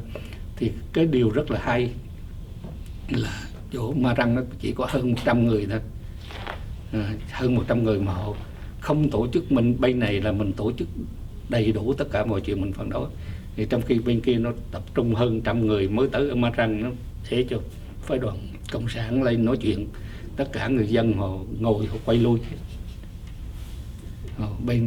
Bên kia tin tức đưa về bên này, tụi tôi vui quá trời, người tới mà họ ngồi họ quay lui, họ không đấu mặt với cái đoàn cộng sản. Thưa thì ông đã ở trại và ông cái trường hợp của ông rời trại như thế nào? Dạ cũng bình thường. Tôi thì lên trên đó bình thường nhưng mà có cái là khi mà cái hồ sơ của GVA mà đưa lên đó thì là nó rất là dễ dàng. Khi mà phỏng vấn á, thì coi như là nó có cái gửi thư về gia đình mình, cái GVA không biết hồi nó biểu đưa tất cả hồ sơ cái gì hình ảnh rồi gì của mình, gia đình tôi gửi qua cho họ chứ không phải cho mình. Thì khi mình phái đoàn nó gọi là cái bằng 3, cái đoàn GVA nó xét trước rồi nó mới đưa cho cái phái đoàn Mỹ. Thì khi nó đưa ra hồ sơ của tôi thấy mấy cái hình ảnh của tôi thì nó nói nó không trở ngại. Thì khi mà tôi vô phái đoàn tôi chưa kịp ngồi xuống là tôi nhận anh, là nó vào mới chào hỏi và nó mới hỏi mình anh tên gì, cái nó đóng dấu, nó tôi nhận anh, không có gì trở ngại cho tôi hết. Yeah. Thưa ông đã đến Mỹ ngày nào và cái cảm giác đầu tiên của ông khi đặt chân tới Mỹ? Tôi đến Mỹ ngày 29 tháng 10 năm 1989. Sau khi ở Malai 11 tháng và ở Phi Luật Tân 6 tháng, thì tới phi trường San Francisco lần đầu tiên thì thấy cái điều vui lắm. Vui là thứ nhất là gặp con, vì mấy đứa con của tôi thứ nhất là đứa con gái thời kỳ tôi ở tù thì nó còn nhỏ, nó ít được lên thăm. Thằng con trai thỉnh thoảng thì nó lớn gia đình cho lên thăm, con gái nó lên thăm tôi có lần thôi. Thì lúc tôi bị bắt thì nó mới có 3 tuổi thôi. Bây giờ mình qua đây là nó đã 16, 17 tuổi rồi. Cái cảm động là việc đầu tiên là ôm đứa con thấy nó đã lớn rồi, con lớn rồi. Cái điều mà người mà bạn nghĩ nhiều nhất là con. Thì thấy nó là được sinh ra trong cái lúc mà mình khổ sở nhất, mà có cái tội nhất là khi lần đầu tiên nó lên thăm tôi ở trên trại. Tôi hỏi con ở nhà sao, con ở nhà con ăn cái gì con? Lúc đó nó 5 tuổi, nó con ở nhà con ăn bo bo. Thấy tội lắm. Mình nghĩ là những cái quyết định của mình đôi lúc nó gây lên, nó ảnh hưởng hết cả nhà. Cái mà thứ nhất, con của mình, vợ con của mình là những người mà chịu cái thiệt hại đến gần nhất, rồi mới tới anh em, rồi mới tới gia đình. Tất cả nếu mà tôi quyết định dứt khoát, tôi quyết định ra đi thì nó không có chuyện gì nó xảy ra. Bây giờ tất cả những cái chuyện đó mình thành ra mình luôn luôn mình nghĩ tới vợ con anh em. Mình thấy tại vì mình sai lầm mà cả gia đình phải chịu. Thứ nhất đứa con mình là lúc cái đứa mà nó coi như là nó sinh ra, nó lớn lên cái lúc mà khốn khổ nhất trong nhà thì mình là thương nó nhất, thương nó cảm động nó. Chứ còn đối với nước Mỹ thì mình đúng là mình thấy nó là một cái vĩ đại, đường xá này kia nào đâu, tôi thấy cũng không có gì là khiến cho tôi phải ngạc nhiên hay là cái hết. Thì mình chưa tới Mỹ lần đầu, nhưng mà thật tình ra đối với Mỹ trên sách, trên báo, trên cine mình đã biết nhiều. Mình thấy là và cái khâm phục, thật tình ra cái khâm phục của nước Mỹ về nước Mỹ đó, là mình khâm phục họ từ trước trên sách vở, báo chí, lý thuyết. Ví dụ như khâm phục về nền dân chủ của họ, khâm phục người mà tôi khâm phục nhất là ông Washington, ông tổng thống Washington. Cái chuyện mà ông ta không làm hoàng đế mà ông ta chỉ làm tổng thống có nhiệm kỳ, đó là một trong những cái biến cố của loài người về lịch sử chính trị của loài người. Ví dụ như ông tổng thống Washington mà ông như những người khác, ông làm hoàng đế nước Mỹ thì cái tình hình nước Mỹ nó đã khác và thế giới nó cũng khác. Và cái điều đó, tôi là người tôi thích dân chủ và tôi luôn luôn cái lý tưởng của tôi là đó, tôi nói dân chủ. Tôi rất ghét những con người mà tự đưa mình lên cao hơn những người khác, bắt người ta phải suy tôn, bắt người ta phải hoan hô, là những cái điều mà từ nhỏ đến lớn tôi không phải là bây giờ hoặc là tôi làm tôi mới, nhưng tôi nhỏ tôi cũng thích. Thành ra khi mà tôi đọc rất là nhiều truyện Tàu, hồi nhỏ tôi ảnh hưởng, có thể nói tôi ảnh hưởng văn hóa Tàu qua truyện Tàu, tôi ảnh hưởng văn hóa Mỹ qua phim ảnh, qua cái lịch sử. Thành ra tôi thấy cái chế độ quân chủ của Tàu nói cái gì đó, đến khi mình gặp cái chế độ dân chủ của người Mỹ mình quá thích, và tôi mến mộ và tôi ảnh hưởng ở đó. Rồi mình thấy người Mỹ họ có thể giúp đỡ. Lúc trước mình nói người ta vô vì lợi cho đệ nhất đệ nhị thế chiến, mình mơ tưởng cái đó, nhưng mà sau này dĩ nhiên là thực tế thì nó cũng không được như vậy. Bây giờ cho tới bây giờ thì mình thấy nó cũng có nhiều cái mình không ấy, nhưng mà dù thế nào đi nữa thì nước Mỹ cũng là nước mà mình có nhiều cái mình cũng ngưỡng mộ họ, và mình cũng mong muốn được thế giới Việt Nam cũng như thế giới nó đi vào cái chế độ chính trị của như Mỹ này thì nó giải quyết được nhiều cho cái hạnh phúc của người hơn, chứ không phải nó là lý tưởng tuyệt đối, nhưng mà ít nhất nó cũng làm cho cái giá trị con người. Giá trị con người tôi cho là cái gì cũng là con người hết. Lịch sử hay là xã hội chính trị thì phải phục vụ con người, mà điều đó là cái điều mà tôi chống cộng sản. Tôi chống cộng sản. Tôi nói thẳng với người cộng sản, khi các anh mà nói rằng chúng tôi ngồi mắt ăn bắt vàng, chúng tôi là những kẻ này kẻ nọ lợi dụng tình trạng, bây giờ mất quyền lợi đi, các anh đã đánh giá con người quá thấp. Các anh sỉ nhục chúng tôi mà đánh giá con người quá thấp, đó là cái sai lầm của tôi. Chúng tôi nói thẳng với họ về điều đó khiến tôi bị giam lâu. Là tôi nói họ là tôi chống các anh không phải là vì tôi mất quyền lợi, vì bạn bè tôi rất là nhiều người ở trong cộng sản, gia đình tôi rất là nhiều người, bà con tôi rất nhiều người ở cộng sản, bạn bè tôi rất nhiều người trong cộng sản, và chúng tôi đã từng tranh luận những cái điều đó. Và cá nhân tôi lúc nào tôi cũng nói chế độ cộng sản không đúng, và điều đó là điều mà tôi chống cộng.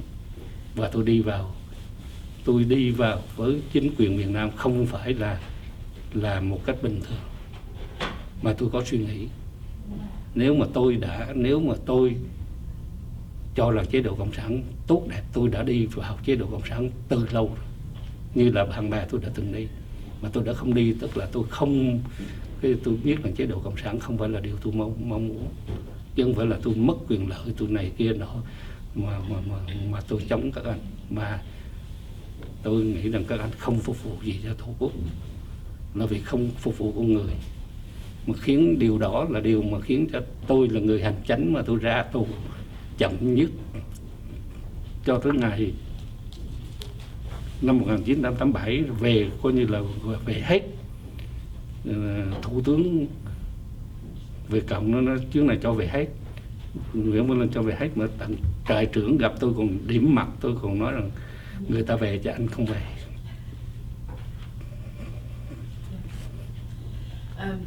Xin ông cho biết là từ khi mà ông định cư ở tại hải ngoại thì ông sinh hoạt như thế nào, và ông có thể chia sẻ là những cái cuốn sách đã được ông xuất bản? Dạ, tôi thật tình tôi không có cái mơ tưởng về vật chất, về đời sống, vì tôi cũng sống nghèo, cũng quen, thế nào tôi cũng thấy là đủ và không thấy là dư, chứ không thấy là mình thiếu thốn hay mơ tưởng cái gì hết. Ví dụ như hồi trước mình con nông dân, mình sống đời sống vừa đủ rồi, khi nọ trong chính quyền mình cũng có, thì mình lúc nào tôi cũng thấy mình được ưu đãi hơn những người. Ví dụ như trong chính quyền tôi làm hành chánh thì tôi cũng thấy rằng tôi được ưu đãi hơn là những người bạn tôi phải chiến đấu ngoài mặt trận. Rồi mình đủ ăn thì mình cũng thấy mình ưu đãi hơn là những người nghèo khổ. Thành ra rồi mình đi ở trong tù thì mình 12 năm nó quá thiếu. Thành ra bây giờ nói cái chuyện vừa đủ bữa ăn là đủ, không có lấy gì làm ấy hết. Thành ra mình mong muốn rằng vượt biên, thứ nhất là để gặp gia đình, thứ hai là cũng muốn đóng góp một cái gì đó trong sinh hoạt chính trị. Mà lúc đó tôi đọc rất nhiều ở trong tôi là người đọc sách, chỉ có nói như vậy. Nói tôi là nhà văn vì tôi viết văn, tôi nhà báo không đúng, tôi chẳng làm cái nghề đâu, chuyên môn nghiệp. Cái thời giờ tôi đọc sách là nhiều hơn bất cứ cái chuyện gì hết. Thành ra khi trong tù tôi đã nói với anh em là chế độ cộng sản nó không thể đứng vững được, không lý do tồn tại được. Và đến khi mà tình hình mà Gorbachev nó đưa cái chương trình Perestroika và Glasnost đó, thì tôi nghĩ rằng nó phải đổ. Là vì lúc đó tôi ở trong tù, tôi đọc nhiều cái cuốn Sputnik ấy. Và tôi thấy rằng nó có những cái mầm mống, nó có những cái nguyên cớ để là chế độ đó nó phải bung. Khi mà nó không kẹp lại, nó phải là vì người Nga, thứ nhất là những cuốn báo phụ nữ, báo người kia nọ, người Nga họ diễn tả cái tâm trạng chán nản của họ nhiều lắm. chứ không phải là mình ít ở đây mới đọc, chứ người Nga họ đã viết rất là nhiều, chứ không phải nội ông Solokhov ông mới nói, hay là những người đấu tranh đâu. Người sách báo Nga đã cho thấy rằng cái xã hội Nga nó đã quá điều kiện để cho một sự bùng nổ. Thành ra tôi có nói với anh em cái hy vọng đó thì ít người họ nghe lắm, vì nó có quá xa vời. Nhưng mà tôi nói, tôi nghĩ rằng phải tới cái điểm đó. Cho nên khi tôi vượt biên thì tôi cũng mong muốn có một cái, mình không phải mình muốn làm gì, nhưng mà ít nhất cũng đóng góp vào những cái chuyện. Nhưng mà điều ngạc nhiên là tôi qua tôi thấy hầu như bên này, lúc tôi qua bạn bè tôi nói cô ấy không làm gì hết. Tình hình thế giới nó sắp sửa, nó có những biến động lớn lắm, là mình ở đây không chuẩn bị cái gì, rõ ràng là không chuẩn bị. Và sau này mình thấy mình sống rồi mình mới thấy nó khó khăn thật, khó khăn. Nhưng lúc đó tôi nghĩ rằng người đã chạy qua đây rồi, bây giờ đời sống khá giả rồi, bây giờ còn nghĩ cái chuyện gì nữa, thì phải theo dõi tình hình này kia nọ chứ, đâu có lý thông thường. Thành ra khi tôi qua thì tôi làm, tôi nghĩ là làm cái gì đủ sống. Thành ra tôi cũng viết báo, viết là này kia nọ. Những cái bài báo của tôi tương đối là lúc đó thì cũng có, tôi đăng ở trên Sài Gòn Times và Sài Gòn Người Việt, cũng nhiều người cũng để ý. Ví dụ như tình hình lúc đó người ta, tôi qua gặp cái lúc người ta bắt đầu xôn xao về Dương Thu Hương, người thì nói, người thì khen, kẻ chê. Tôi viết cái bài này, tôi nói tại sao phải khen với chê, tại sao phải đặt vấn đề, đúng là sai. Tại sao phải đặt vấn đề cô này, cô ta là phản chống đấu thực hay chống đấu giả, tại sao là dạ. Bây giờ cái chuyện mình coi thử những cái điều mà cô ta nói nó có lợi hay là cho cái việc mà chống cộng hay không mà thôi. Đó. Thì có nhiều cái người feedback tốt, tức nhiều người họ gọi điện thoại vào, họ trao đổi ý kiến, thành ra tôi cũng viết. Rồi sau này có những cái bài của Bùi Tiến, bài của mấy cái cuốn sách của Nguyễn Gia Kiển, cái hợp lưu của Nguyễn Gia Kiển, tôi viết nhiều bài. Tôi không đồng ý với ông Kiển nhiều chuyện lắm đó. Thành ra bây giờ ông cho biết cái hoàn cảnh mà ra mắt hai cái tác phẩm. Cái tác phẩm, cái cuốn Trại Kiên Giam này không, thì tôi dự trù viết từ trong tù. Thì ở trong tù tôi bị nhiều lần bị cùng lắm. Nằm mình ở trong Salim bị cùng, mình suy nghĩ nhiều chuyện lắm. Thì tôi mới nghĩ rằng mình chết thì thôi, chứ mình ở tù, mình ra tù, tôi nói làm sao mình ao ước được có một lúc mình nói cho mọi người biết là chế độ cộng sản nó dở lắm, cái lý thuyết cộng sản nó bậy lắm. Là tôi chỉ ao ước, tôi nói mình nói được 2 câu đó cho người ta là mình thấy sướng lắm. Là chỉ ao ước như vậy thôi. Rồi sau đó mình nhiều cái đồ nằm nữa, bây giờ mình phải viết thế nào để cho người ta thấy rằng cái chế độ cộng sản nó như thế nào chứ. Và tôi nghĩ trong đầu nó mình tuần tự mình phải cái thế nào. Thành ra qua đây đó thì trong 6 tháng tôi viết xong luôn. Nhưng mà in thì không in được, không ai chịu in hết. Người ta ai nào cũng nói rằng ôi vất đi rồi, xưa rồi, đồ bỏ. Ngay cả đoàn gì đó Đỗ Ngọc Yến, tôi không quen Đỗ Ngọc Yến, nhưng mà anh bạn tôi, anh thân với Đỗ Ngọc Yến lắm. Anh nói mày đưa tao đưa Đỗ Ngọc Yến nó in cho mày thôi, có gì đâu. Đưa 2-3 tháng sau Yến bị vất. Thì tôi thấy vậy. Trong khi đó thì tôi viết một số các bài về tình hình chính trị, kinh tế này kia nọ. Thì lúc đó tôi viết cho ấy, thì tôi làm ăn tiền, có trả lương của Thái Tử Hạp, lương ít thôi, nhưng mà tại Sài Gòn Times người Thái Tử Hạp. nhưng mà những bài viết chính trị thì không đăng. Thì tôi đã đưa xuống cho người Việt đăng. Thì người Việt đăng thì cũng có nhiều người cũng ấy lắm, thì nhưng mà đến chừng sách thì anh ta nói đồ vật đồ thứ, bây giờ mà nói tới chuyện tù đại xưa rồi đó. Rồi đến cùng đôi lúc thì cũng nản, nhưng mà rồi đến cuối cùng lại thì tôi nói thôi kệ mình in đi, tôi tự động tôi lấy tiền tôi in lấy đó. Rồi còn cái cuốn Việt Nam các bằng dân chữ tự do đó, là như tôi nói vừa rồi với chị đó, thì trong này tôi điểm qua 13 tác giả trong nước. Thì cái đầu tiên, cái ý tưởng mà tôi nói, bài đầu tiên tôi nói về Dương Thu Hương đó, tôi nói ăn thua người ta. Dương Thu Hương nó nói cái điều đó, nó bênh vực hay là nó đả phá chế độ cộng sản, nó có lợi hay không.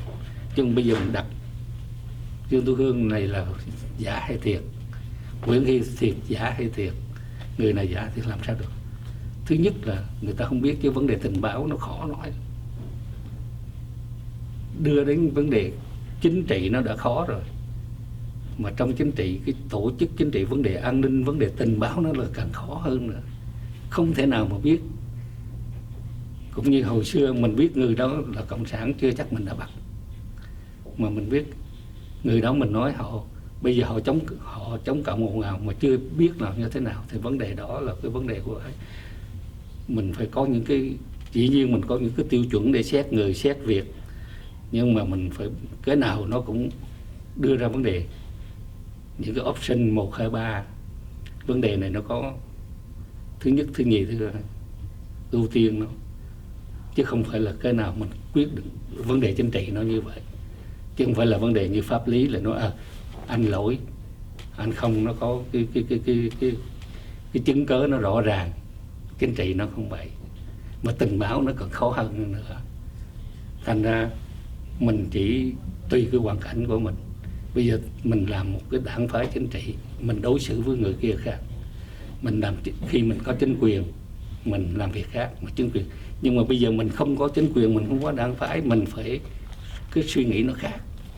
Cái vòng suy nghĩ của mình mà bây giờ tôi không cần biết anh là gì, tôi chỉ cần biết anh là anh nói cái điều đó tôi chỉ hợp với tôi là cái điều đó, dù là cái điều đó nó có xưa rồi, nhưng mà một lời nói với người tôi là một viên chức chính quyền Việt Nam Cộng Hòa. Bây giờ tôi nói về chế độ cộng sản, tôi nói chế độ cộng sản sai như quyển này thì nó người ta cũng thấy thường thôi, mà anh là chế độ Việt Nam Cộng Hòa anh phải nói.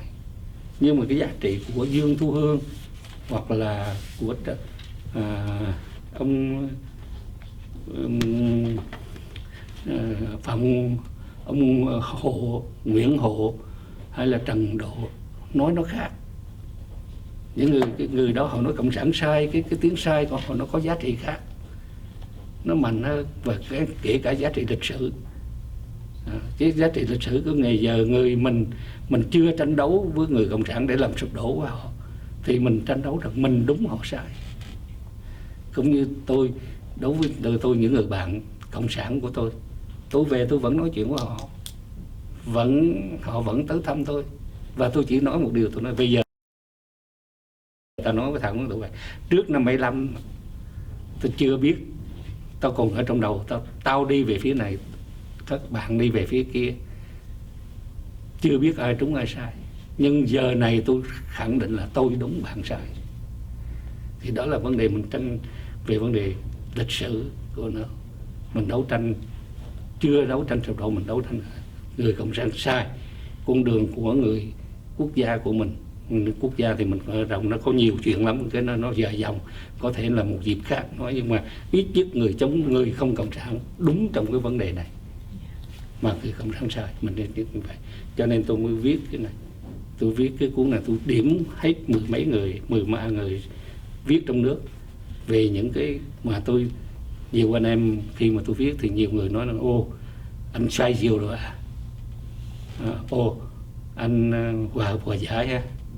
Nó không, tôi viết rồi các anh đọc rồi các anh mới thấy rằng tôi chỉ nói rằng cái dân chủ tự do là cái khát vọng của người Việt Nam, và trong đó có nhiều người cựu cộng sản họ cũng đã nhìn thấy rằng cái tự do dân chủ là cái điều họ mơ ước, cái khát vọng của người ta, mà không những khát vọng mà nó là một cái giải pháp, một cái chiến lược để giữ đất nước và phát triển đất nước. Chỉ có con đường đó, cho nên tôi phải viết cái này để cho người ta thấy, để cho người ngoài này người ta đọc, người ta thấy rằng có cái tầm nhìn. Tôi không dám đưa vào, tôi không ở tổ chức chính trị và tôi cũng không muốn ảnh hưởng, nhưng mà tôi chỉ đeo lên để cho mỗi người họ có những cái tài liệu để họ tự thấy và họ thấy rằng cái vấn đề tự do dân chủ, mà tự do dân chủ không phải đối với người cộng sản mà đối với người chống cộng, người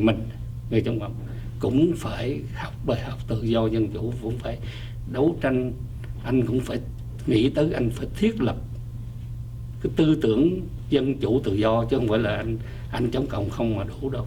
Phải tự do dân chủ, phải chỉ có tự do dân, tại vì tự do dân chủ nó chung cho loài người, nhưng mà đất nước của mình nó còn giải quyết được nhiều chuyện, nhiều cái mâu thuẫn mà không giải quyết được tự do dân chủ thì nó không giải quyết được.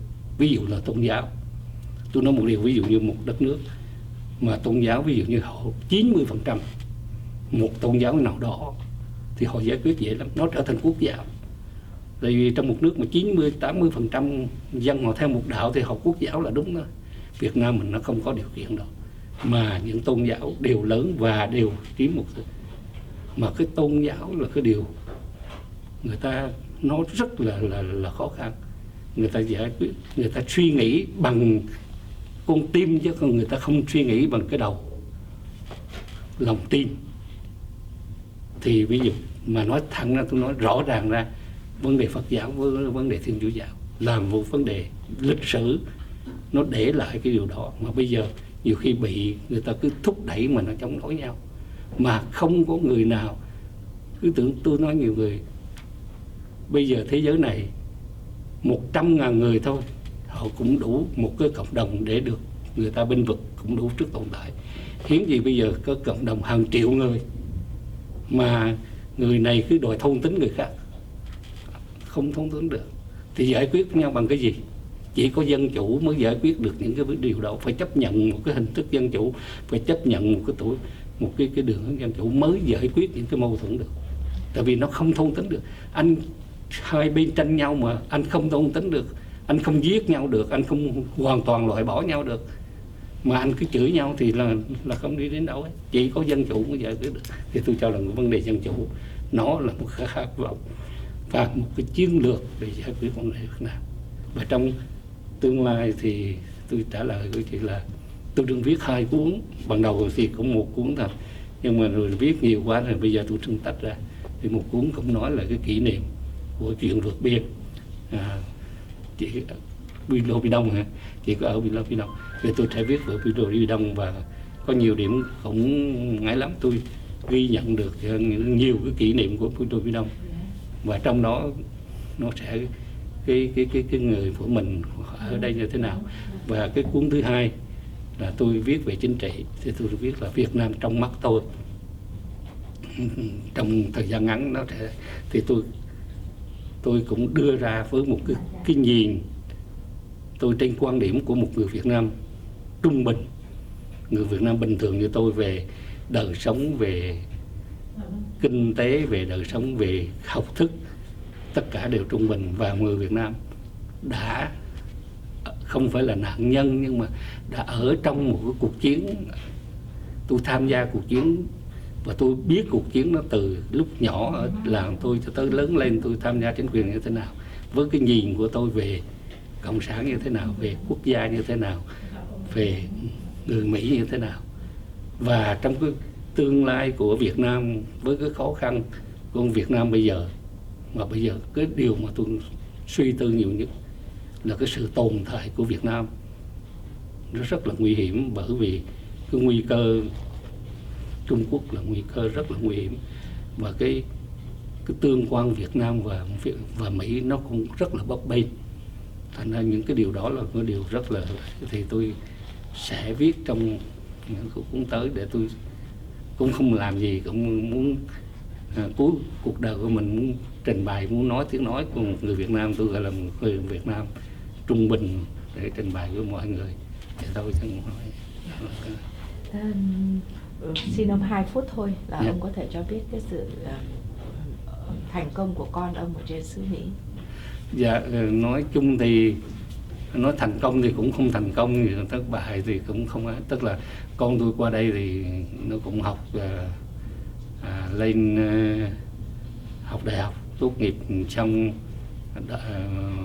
mỗi đứa đều tốt nghiệp master về accounting với lại về điện tử đi làm.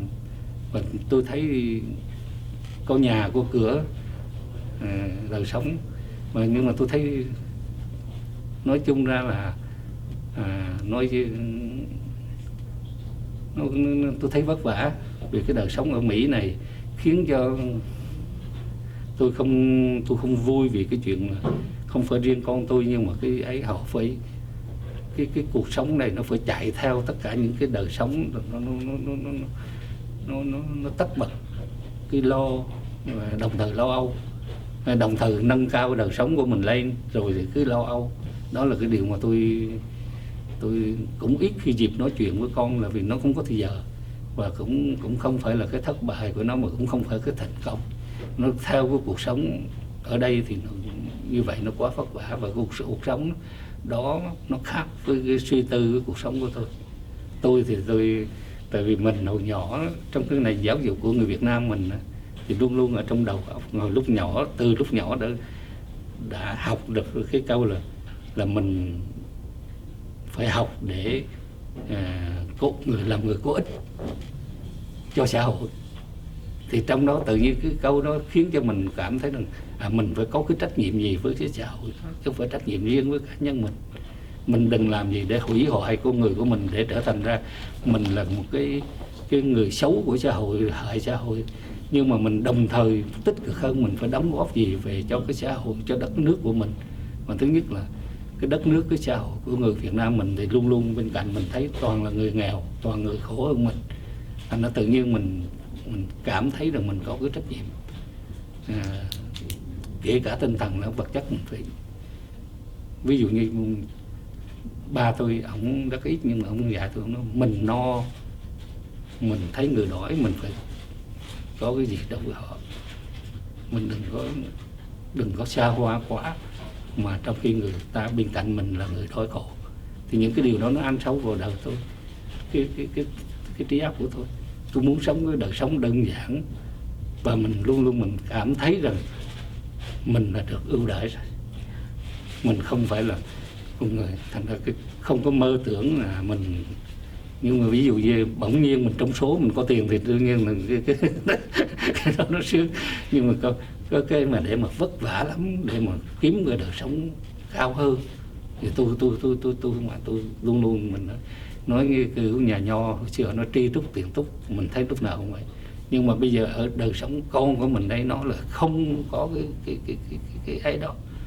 Có thể là ví dụ như tôi đi tù lúc tụi nó còn nhỏ quá, mình chưa dạy nó được cái đó, hoặc là cái đời sống ở đây nó như vậy, thành ra nó làm nó cũng vất vả, mà làm mà phải ở cái nhà cho thật to ra, đi cái xe cho nó sang trọng, những cái điều mà để rồi lo.